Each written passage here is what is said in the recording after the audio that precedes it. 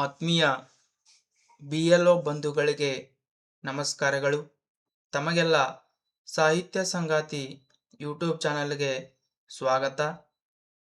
ಬಂಧುಗಳೇ, ತಮಗೆಲ್ಲ ಗೊತ್ತಿರುವ ಹಾಗೆ SIR ಅಂದರೆ ಸ್ಪೆಷಿಯಲ್ ಇಂಟೆನ್ಸಿವ್ ರಿವಿಷನ್ 2026 ಅಂದರೆ ವಿಶೇಷ ಸಮಗ್ರ ಪರಿಷ್ಕರಣೆ 2026 ಅಂದರೆ ಮತದಾರರ ಪಟ್ಟಿಯ ಸಮಗ್ರ ಪರಿಷ್ಕರಣೆಯನ್ನು ನಾವು ಮಾಡ್ತಾ ಇದ್ದೀವಿ. ಅದಕ್ಕಾಗಿ ತಾವೆಲ್ಲರೂ ಕೂಡ ತಯಾರಿಯನ್ನು ಮಾಡ್ಕೊಳ್ತಾ ಇದ್ದೀರಿ. ಹಾಗಾದರೆ ಆ SIRನಲ್ಲಿ ನಾವು ಯಾವ ರೀತಿಯಾಗಿ ಎನ್ಯುಮರೇಷನ್ ಫಾರ್ಮನ್ನು ತುಂಬಬೇಕು ಅಂತಕ್ಕಂಥ ಮಾಹಿತಿಯನ್ನು ಈ ಒಂದು ವಿಡಿಯೋ ಒಳಗಡೆ ತೋರಿಸ್ತೀವಿ.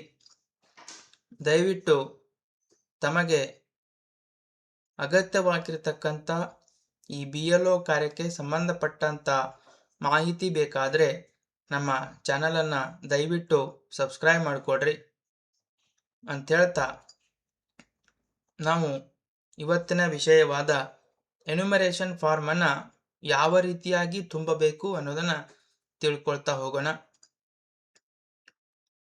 ಸ್ಪೆಷಲ್ ಇಂಟೆನ್ಸಿವ್ ರಿವಿಷನ್ 2026 ಅಂತ ಇದೆ ಫಾರ್ BLO, BLS, BLA.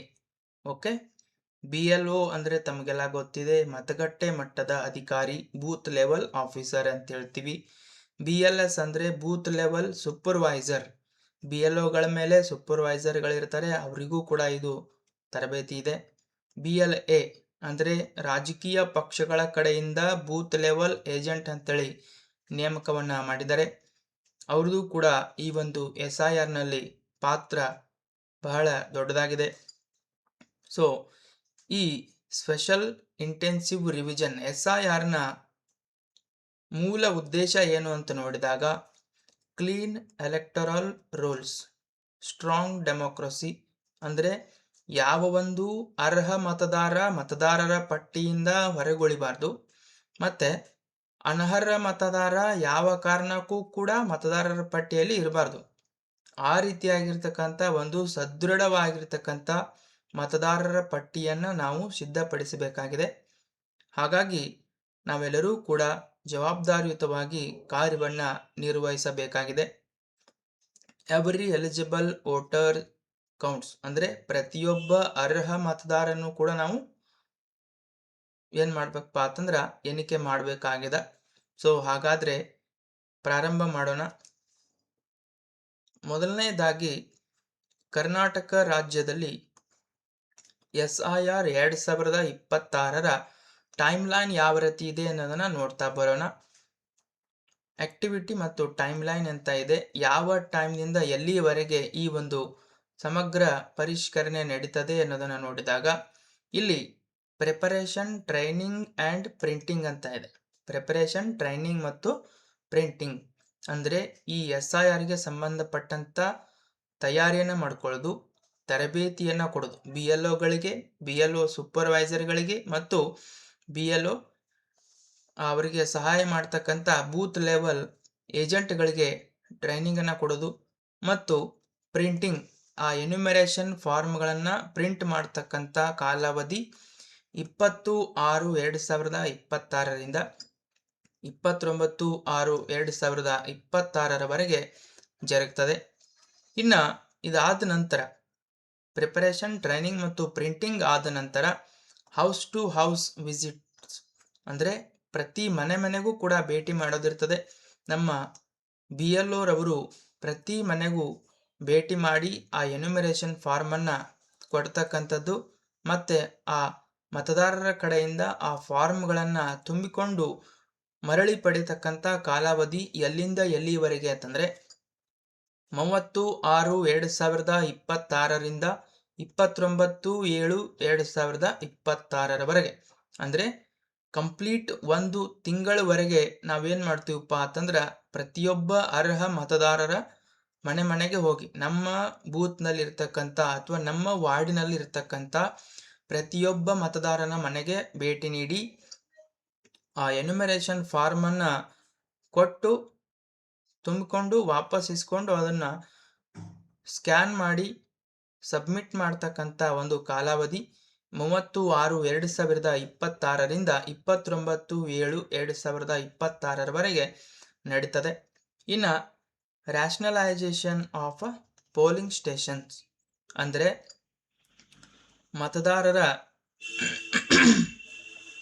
ಮತಗಟ್ಟೆಗಳು ಏನಾಗಿದಾವಪ್ಪ ಅಂತಂದ್ರೆ ನಮ್ಮಲ್ಲಿ ಕೆಲವೊಂದು ಮತಗಟ್ಟೆಗಳು 1200ಕ್ಕಿಂತ ಹೆಚ್ಚಿನ ಮತದಾರರನ್ನ ಹೊಂದಿವೆ.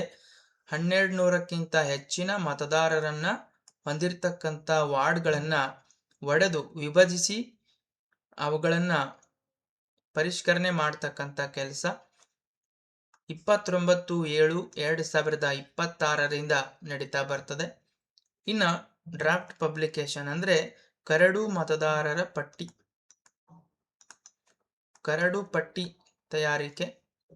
ನಾವೇನು BLO ರವರು ಮನೆ ಮನೆಗೆ ಹೋಗಿ ಆ ಫಾರ್ಮ್ಗಳನ್ನು ತುಂಬಿಕೊಂಡು ಸ್ಕ್ಯಾನ್ ಮಾಡಿ ನಾವೇನು ನಮ್ಮ BLO ಆ್ಯಪ್ನಲ್ಲಿ ಅಪ್ಲೋಡ್ ಮಾಡಿರ್ತೀವಿ, ಆ ಒಂದು ಮಾಹಿತಿಯನ್ನು ಆಧರಿಸಿ ಮತದಾರರ ಕರಡು ಪಟ್ಟಿಯನ್ನು ಸಿದ್ಧಪಡಿಸ್ತಾರೆ. ಅದು ಯಾವಾಗಪ್ಪ ಅಂತಂದರೆ 5/8/2026. ಇನ್ನು ಅದಾದ ನಂತರ ಆ ಮತದಾರರ ಪಟ್ಟಿಗೆ ಸಂಬಂಧಪಟ್ಟಂತೆ ಹಕ್ಕು ಮತ್ತು ಕ್ಲೇಮ್ಸ್ ಆ್ಯಂಡ್ ಆಬ್ಜೆಕ್ಷನ್ಸ್ ಅಂದರೆ ಹಕ್ಕು ಮತ್ತು ಆಕ್ಷೇಪಣೆಗಳನ್ನು ನಾವು ಮಾಡಲಿಕ್ಕೆ ಅವಕಾಶವನ್ನು ಕೊಟ್ಟಿದ್ದಾರೆ. ಮತದಾರ ಈ ಒಂದು ಕ್ಲೇಮ್ಸ್ ಮತ್ತು ಆಬ್ಜೆಕ್ಷನನ್ನು 5/8/2026ರಿಂದ 4/9/2026ರವರೆಗೆ ಅಂದರೆ ಇಲ್ಲಿಯೂ ಕೂಡ 1 ತಿಂಗಳುಗಳ ಕಾಲಾವಧಿಯನ್ನು ನಮಗೆ ನೀಡಿದ್ದಾರೆ. ಅದಾದ ನಂತರ ನೋಟಿಸ್ ಡಿಸ್ಪೋಸಲ್ ಫೇಸ್ 5/8/2026ರಿಂದ 3/10/2026ರವರೆಗೆ ಈ ಒಂದು ಪ್ರಕ್ರಿಯೆ ನಡೀತದೆ. ಅದಾದ ನಂತರ ಫೈನಲ್ ಪಬ್ಲಿಕೇಶನ್ ಅಂದರೆ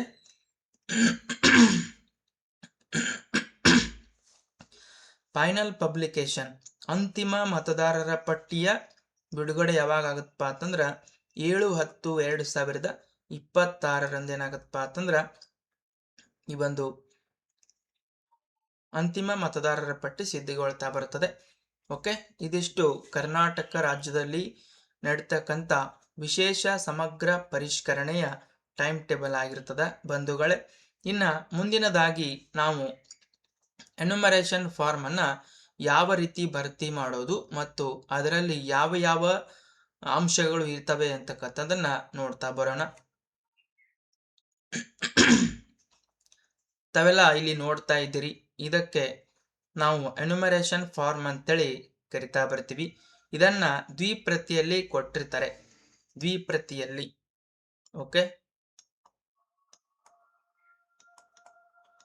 ದ್ವಿಪ್ರತಿಯಲ್ಲಿ ಕೊಟ್ಟಿರ್ತಾರೆ ಅಂದ್ರೆ ನಮ್ಮ ವಾರ್ಡ್ನಲ್ಲಿ ಇರತಕ್ಕಂಥ ಒಬ್ಬ ಮತದಾರನಿಗೆ 2 ಫಾರ್ಮ್ಗಳನ್ನು ನಾವು ಕೊಡಬೇಕಾಗತ್ತೆ. 2 ಫಾರ್ಮ್ಗಳನ್ನು ನಮಗೆ ಅವರು ಕೊಟ್ಟಿರ್ತಾರೆ, ನಾವು ಕೂಡ ಆ ಮತದಾರನಿಗೆ 2 ಫಾರ್ಮ್ಗಳನ್ನು ಕೊಡಬೇಕಾಗತ್ತೆ. ಓಕೆ, ಆ ಫಾರ್ಮ್ನಲ್ಲಿ ಏನೇನು ಮಾಹಿತಿ ಇದೆ ಅನ್ನೋದನ್ನು ನೋಡೋದಾದ್ರೆ ಇಲ್ಲಿ ಭಾರತ ಚುನಾವಣಾ ಆಯೋಗ ಗಣತಿ ನಮೂನೆ ಅಂತ ಇದೆ. Name and contact number of BLO, ಯಾವ ವಾರ್ಡಿನ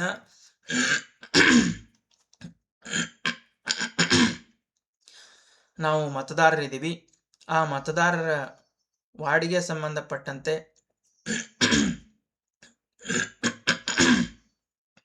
BLO ಯಾರಿದ್ದೀರಿ ನಮ್ಮ BLO ರವರ ಹೆಸರು ಮತ್ತು ಮೊಬೈಲ್ ನಂಬರನ್ನು ಕೂಡ ಕೊಟ್ಟಿರ್ತಾರೆ. ಆ ಫಾರ್ಮ್ನಲ್ಲಿ ಆ ಮತದಾರನಿಗೆ ಅನುಕೂಲ ಆಗಲಿ ಅಂತಕ್ಕಂಥ ನಿಟ್ಟಿನಲ್ಲಿ BLO ರವರ ಹೆಸರು ಮತ್ತು ಕಾಂಟ್ಯಾಕ್ಟ್ ನಂಬರನ್ನು ಕೂಡ ಕೊಟ್ಟಿರ್ತಾರೆ.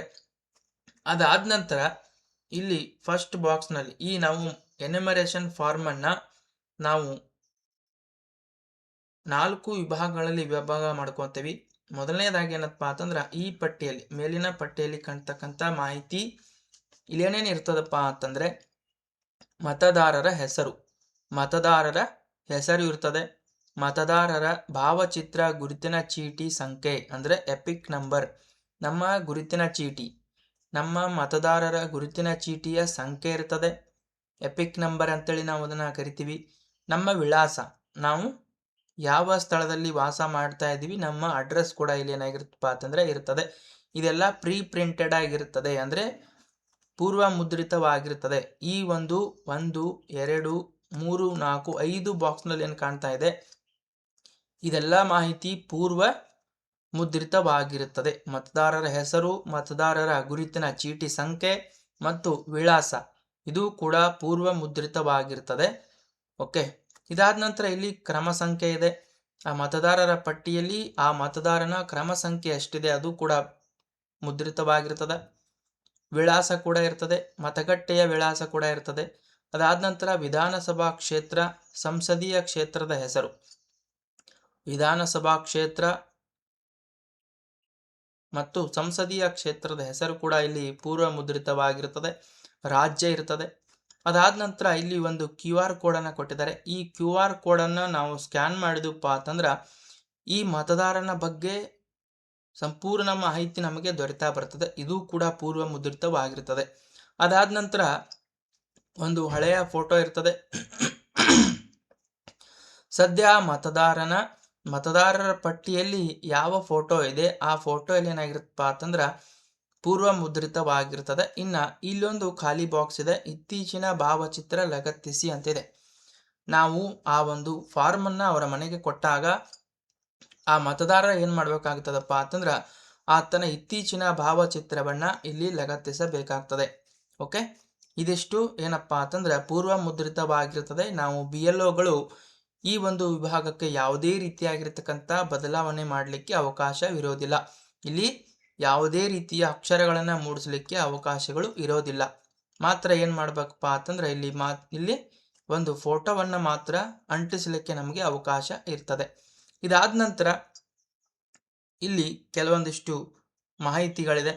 ಹಿಂದಿನ ವಿಶೇಷ ಸಮಗ್ರ ಪರಿಷ್ಕರಣೆಯ ಮತದಾರರ ಪಟ್ಟಿಯಲ್ಲಿನ ಮತದಾರರ ವಿವರಗಳು. ನಮಗೆ ಕನ್ಫ್ಯೂಷನ್ ಆಗೋದು ಎಲ್ಲಿಪ್ಪ ಅಂತಂದ್ರ ಇಲ್ಲೇ ನೋಡ್ರಿ, ಇದೇ ಬಾಕ್ಸ್ ನಲ್ಲಿ ಏನಾಗತ್ತಪ್ಪ ಅಂತಂದ್ರ ಇದಿಷ್ಟು ಬಾಕ್ಸ್ ಇದೆಯಲ್ಲ, ಇದಿಷ್ಟು ಬಾಕ್ಸ್ ನಲ್ಲಿ ಏನಾಗತ್ತಪ್ಪ ಅಂತಂದ್ರ ಕನ್ಫ್ಯೂಷನ್ ಆಗತ್ತೆ.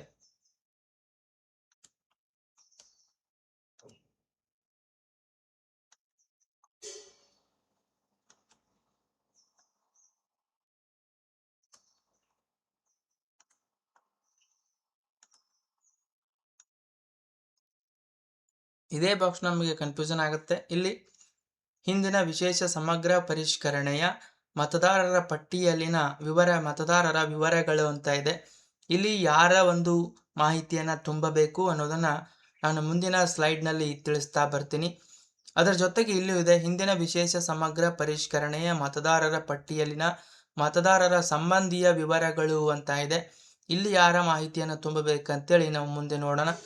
ಇಲ್ಲಿ ಯಾವ್ಯಾವ ಮಾಹಿತಿಗಳನ್ನ ನಾವು ತುಂಬಬೇಕಾಗ್ತದೆ ಅಂತಕ್ಕಂಥದನ್ನ ನೋಡ್ತಾ ಬರೋಣ. ಮೊದಲನೇದಾಗಿ ಮತದಾರರ ಹೆಸರು ಅಂತ ಇದೆ.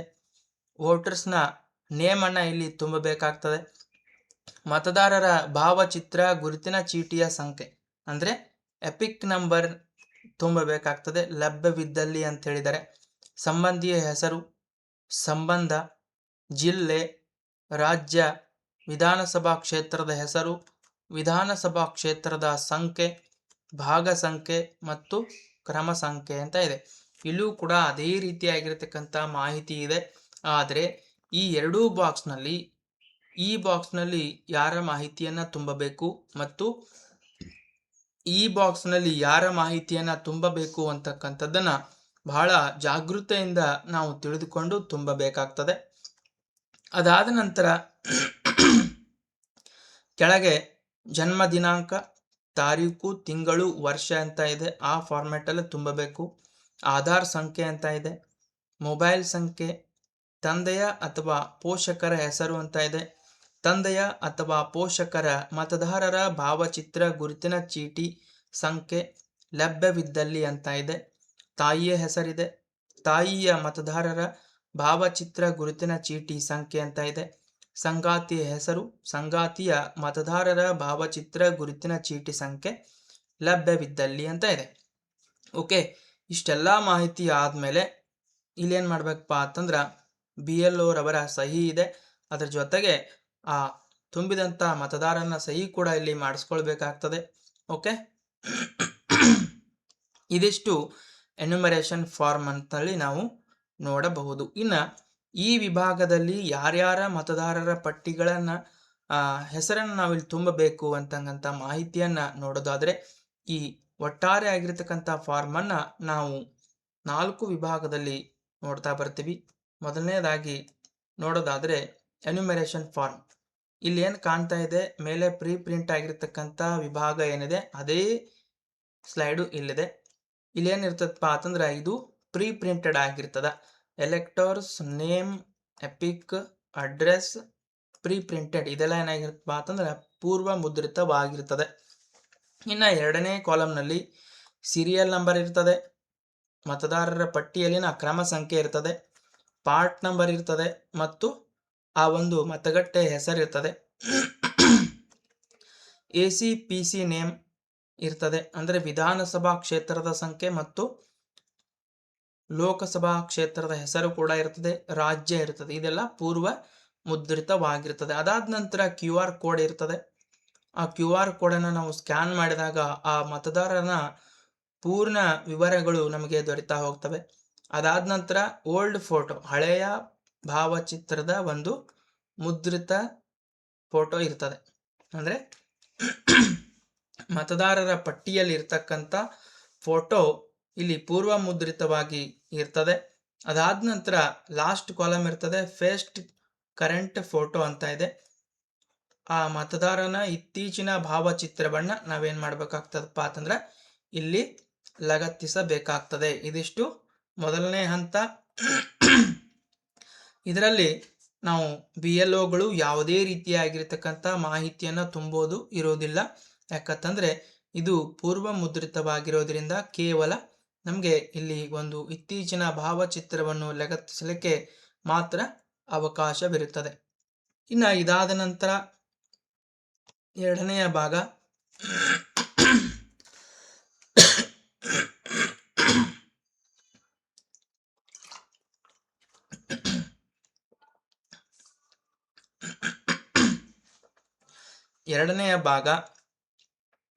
Details of elector in electoral role of the last SIR if applicable ಅಂತ ಇದೆ.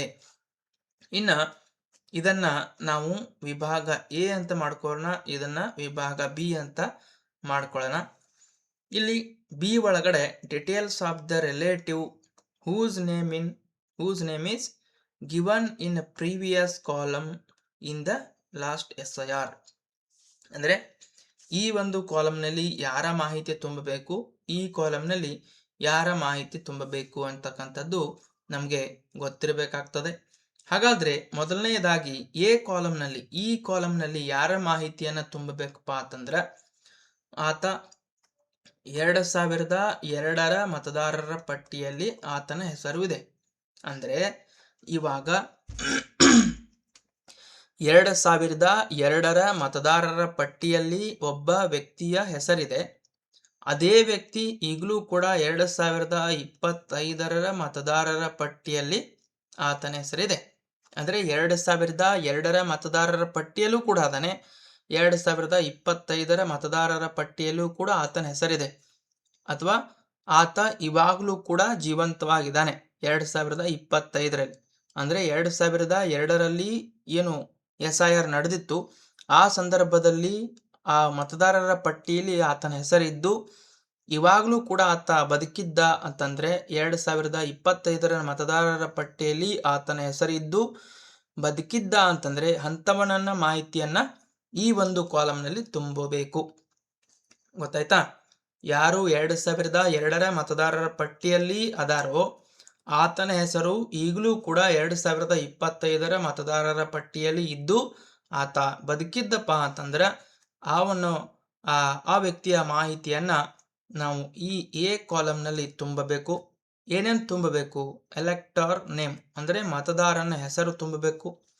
ಅವನ EPIC number if available, EPIC number 2002ರ ಸಮಯದಲ್ಲಿ ಇರತಕ್ಕಂಥ ಮಾಹಿತಿಯನ್ನ ನಾವು ಇಲ್ಲಿ ತುಂಬಬೇಕು. ಎಪಿಕ್ ನಂಬರ್ ಇದ್ರೆ ತುಂಬಬೇಕು, ಇಲ್ದಿದ್ರೆ ಖಾಲಿ ಬಿಡಬೇಕು. ಇನ್ನು ರಿಲೇಟಿವ್ಸ್ ನೇಮ್ ಅಂದರೆ ಆ ವ್ಯಕ್ತಿಗೆ ಸಂಬಂಧಪಟ್ಟಂತ ರಿಲೇಟಿವ್ ಸಂಬಂಧಿಕನ ಹೆಸರನ್ನು ತುಂಬಬೇಕಾಗ್ತದೆ. ಇಲ್ಲಿ ವಿಶೇಷವಾಗಿ ತಂದೆಯ ಹೆಸರು ಇರ್ತದೆ, ತಾಯಿಯ ಹೆಸರು ಕೂಡ ಇರ್ತದೆ. ಓಕೆ, ತಂದೆ ಅಥವಾ ತಾಯಿಯ ಹೆಸರನ್ನ ಇಲ್ಲಿ ನಾವು ತುಂಬಬೇಕಾಗ್ತದೆ. ಇನ್ನ ರಿಲೇಶನ್ಶಿಪ್, ಏನು ಸಂಬಂಧ, ತಂದೆ ಇದ್ರೆ ತಂದೆ, ತಾಯಿ ಇದ್ರೆ ತಾಯಿ ಬರಿಬೇಕಾಗ್ತದೆ. ಇನ್ನ ಸ್ಟೇಟ್ ನೇಮ್, ರಾಜ್ಯದ ಹೆಸರನ್ನ ಬರಿಬೇಕು. AC ನೇಮ್ ಅಂದ್ರೆ ಅಸೆಂಬ್ಲಿ ಕಾನ್ಸ್ಟಿಟ್ಯೂಯೆನ್ಸಿ ಅಂದ್ರೆ ವಿಧಾನಸಭಾ ಕ್ಷೇತ್ರದ ಹೆಸರನ್ನ ಇಲ್ಲಿ ನಾವು ಬರೆಯಬೇಕು. 2002ರ ಮತದಾರರ ಪಟ್ಟಿಯಲ್ಲಿದ್ದಂತೆ ಈ ಒಂದು ಮಾಹಿತಿಯನ್ನ ತುಂಬಬೇಕು. ಎ ಕಾಲಂನಲ್ಲಿ 2002ರ ಮತದಾರರ ಪಟ್ಟಿಯಲ್ಲಿರ್ತಕ್ಕಂಥ ಮಾಹಿತಿಯನ್ನ ಇಲ್ಲಿ ತುಂಬಬೇಕು.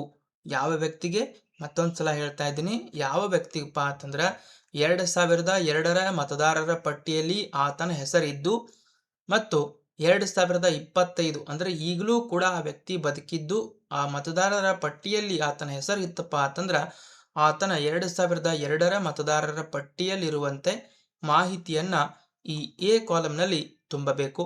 ಇನ್ನ ಈ ಕಾಲಂನಲ್ಲಿ, ಬಿ ಕಾಲಂನಲ್ಲಿ ಯಾರ ಮಾಹಿತಿಯನ್ನ ತುಂಬಬೇಕಪ್ಪ ಅಂತಂದ್ರೆ 2002ರ ಮತದಾರರ ಪಟ್ಟಿಯಲ್ಲಿ ಆ ವ್ಯಕ್ತಿ ಹೆಸರು ಇಲ್ಲ. 2002ರ ಮತದಾರರ ಪಟ್ಟಿಯಲ್ಲಿ ಆ ವ್ಯಕ್ತಿಯ ಹೆಸರು ಇಲ್ಲ. ಯಾಕೆ ಇಲ್ಲ ಅಂತ ಕೇಳಿದಾಗ ಅವನಿಗೆ ಅವಾಗಿನ್ನೂ 18 ವರ್ಷ ಆಗಿರಲಿಲ್ಲ. ಆತ ಮತದಾರರ ಗುರುತಿನ ಚೀಟಿಯನ್ನ ಮಾಡಿಸ್ಕೊಂಡಿರಲಿಲ್ಲ. ಮತದಾರರ ಪಟ್ಟಿಯಲ್ಲಿ ಆ ವ್ಯಕ್ತಿ ಹೆಸರು ಸೇರಿರಲಿಲ್ಲ. ಓಕೆ, ಅರ್ಥ ಆಗ್ತಾ ಇದೆಯಾ? 2002ರ ಮತದಾರರ ಪಟ್ಟಿಯಲ್ಲಿ ಆತನ ಹೆಸರು ಇರೋದಿಲ್ಲ. ಯಾಕೆ ಇರೋದಿಲ್ಲ ಅಂತಂದ್ರೆ ಆತನಿಗೆ ಇನ್ನೂ 18 ವರ್ಷ ವಯಸ್ಸು ಆಗಿರೋದಿಲ್ಲ. ಮತದಾರರ ಪಟ್ಟಿಯಲ್ಲಿ ಆತನ ಹೆಸರು ಸೇರ್ಪಡೆ ಆಗಿರೋದಿಲ್ಲ. ಅಂತ ಮತದಾರರು ಯಾರಿದ್ದಾರೋ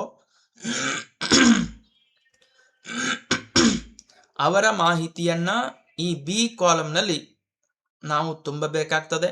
ಓಕೆ, ಏನೇನು ತುಂಬಬೇಕು, ಯಾರ ಮಾಹಿತಿಯನ್ನ ತುಂಬಬೇಕಂತಂದ್ರೆ ಯಾವ ವ್ಯಕ್ತಿ 2002ರ ಮತದಾರರ ಪಟ್ಟಿಯಲ್ಲಿ ಇಲ್ಲ ಅವರನ್ನ ನಾವೇನ್ ಮಾಡಿದೀವಪ್ಪ ಅಂತಂದ್ರೆ ಅವರ ತಂದೆ ಅಥವಾ ತಾಯಿ, ಅಜ್ಜ ಅಥವಾ ಅಜ್ಜಿ ಅವರಿಗೆ ಏನ್ ಮಾಡಿದೀವಪ್ಪ ಅಂತಂದ್ರ ಪ್ರೊಜನಿ ಮತ್ತು ಸೆಲ್ಫ್ ಪ್ರೊಜನಿ ಮಾಡಿದೀವಿ. ಓಕೆ, ಯಾರ ಹೆಸರು 2002ರ ಮತದಾರರ ಪಟ್ಟಿಯಲ್ಲಿ ಇಲ್ಲ ಆದ್ರೆ 2025ರ ಮತದಾರರ ಪಟ್ಟಿಯಲ್ಲಿ ಐತಿ, ಅಂತ ಮತದಾರರ ಮಾಹಿತಿ ನಾವೇನ್ ಮಾಡಿದೀವಪ್ಪ ಅಂತಂದ್ರ ಅವರ ತಂದೆ ಅಥವಾ ತಾಯಿ, ಅಜ್ಜ ಅಥವಾ ಅಜ್ಜಿಗೆ ನಾವು ಫ್ರಾಜನಿ ಮತ್ತು ಸೆಲ್ಫ್ ಫ್ರಾಜನಿಗಳನ್ನ ಮಾಡಿದೀವಿ.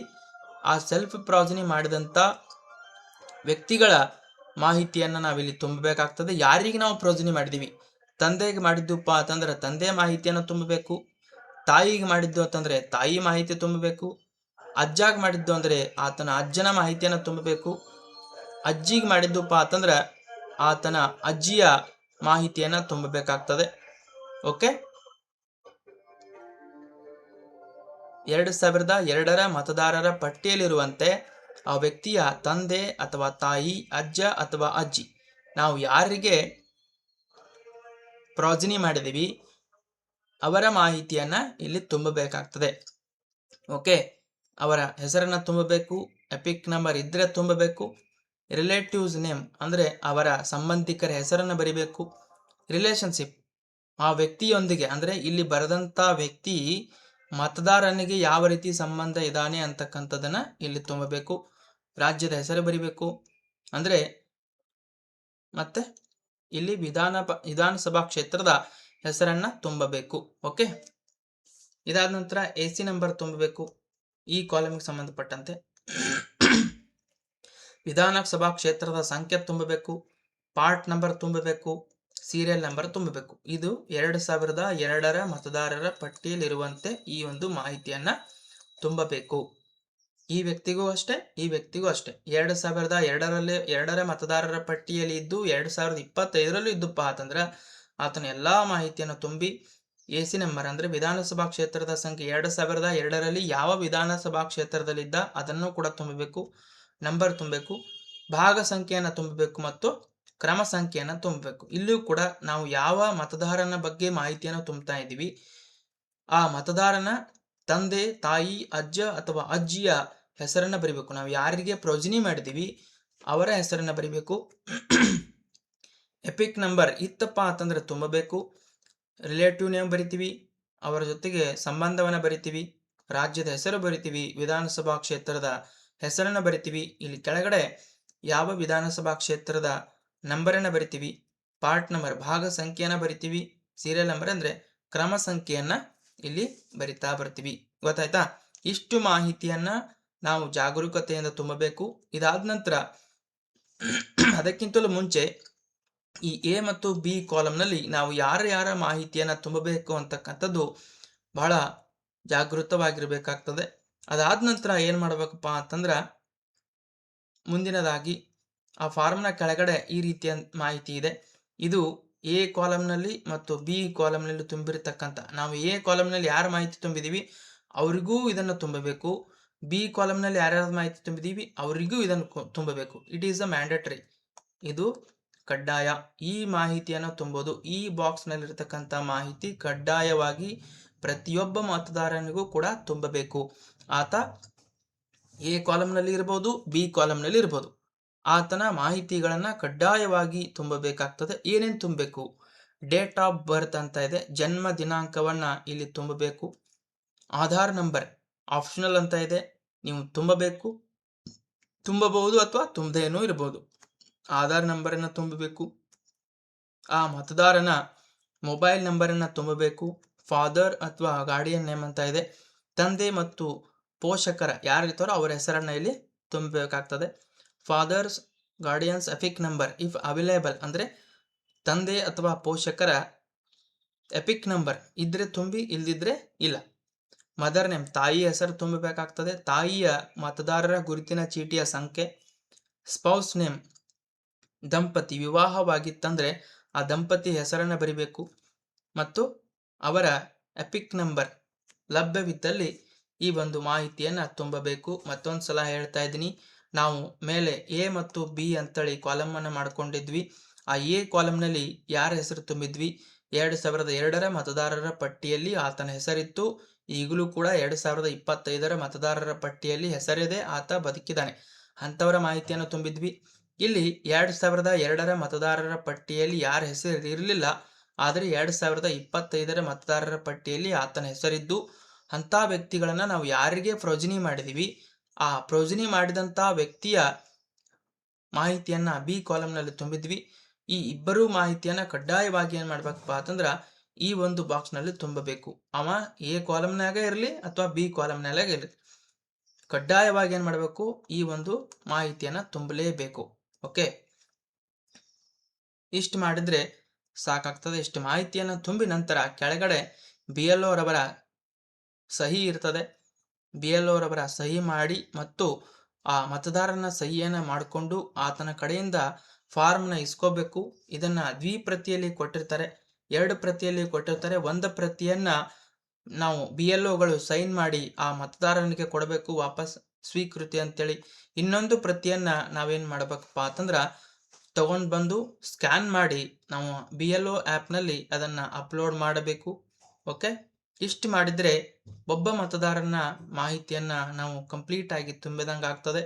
ಪ್ರತಿಯೊಬ್ಬ ಮತದಾರನು ಕೂಡ ನಾವು ಇಲ್ಲಿ ಪರಿಗಣಿಸಿ ಆತನ ಮಾಹಿತಿಗಳನ್ನ ತುಂಬಬೇಕಾಗ್ತದೆ. ಓಕೆ, ಇಲ್ಲೊಂದು ಮಾದರಿಯಾಗಿ ಒಂದು ಫಾರ್ಮ್ನ ತುಂಬಿದಿದೆ, ಇಲ್ಲಿ ನೋಡ್ಬೋದು.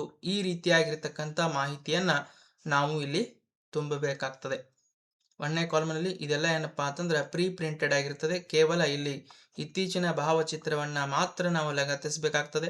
ಅದ್ರ ಜೊತೆಗೆ ಇಲ್ಲಿ ಏನ್ ಮಾಡ್ಬೇಕಪ್ಪ ಅಂತಂದ್ರ 2002ರ ಮತದಾರರ ಪಟ್ಟಿಯಲ್ಲಿ ಆತ ಇದ್ದು ಈಗಲೂ ಕೂಡ 2025ರ ಮತದಾರರ ಪಟ್ಟಿಯಲ್ಲಿ ಇದ್ದಪ್ಪ ಅಂತಂದ್ರೆ ಅವನ ಮಾಹಿತಿಯನ್ನ ಇಲ್ಲಿ ತುಂಬಬೇಕು.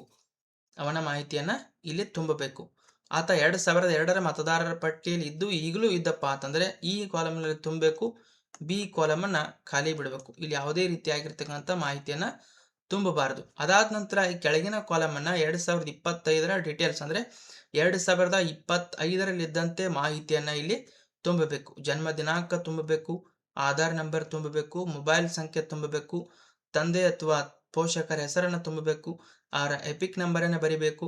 ಮದರ್ ನೇಮ್ ತಾಯಿಯ ಹೆಸರು ತುಂಬಬೇಕು, ತಾಯಿಯ ಎಪಿಕ್ ನಂಬರ್ ಅನ್ನ ಬರಿಬೇಕು. ಸ್ಪೌಸ್ ನೇಮ್ ಅಂದರೆ ದಂಪತಿ ಹೆಸರನ್ನು ಬರಿಬೇಕು, ಅವರ ಎಪಿಕ್ ನಂಬರನ್ನು ಬರಿಬೇಕು. ಇಷ್ಟು ತುಂಬಿದ ನಂತರ ಇಲ್ಲಿ BLO ರವರು ಸೈನ್ ಮಾಡಬೇಕು. ಇಲ್ಲಿ ಇದೆ BLO ರವರು ಸೈನ್ ಮಾಡಬೇಕು.